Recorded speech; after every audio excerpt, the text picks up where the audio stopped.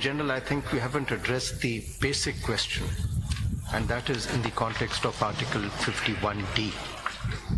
The edifice of Article 51D is the constitutional right of a political party. Now here, a political party has been excluded by the Election Commission, and that is the question. Now this would be a very grave constitutional violation committed by the Election Commission itself.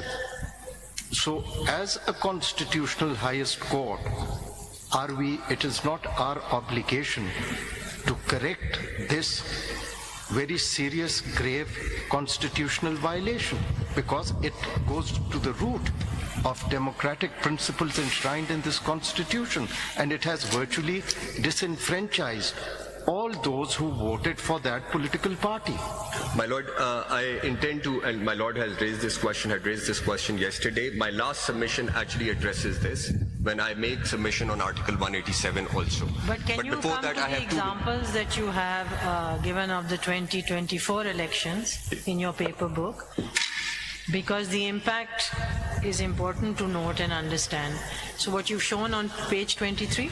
Lord, Ladyship, if I may, this is the record which I had placed before you for the purposes of the submission which I have made with respect to this record is only one.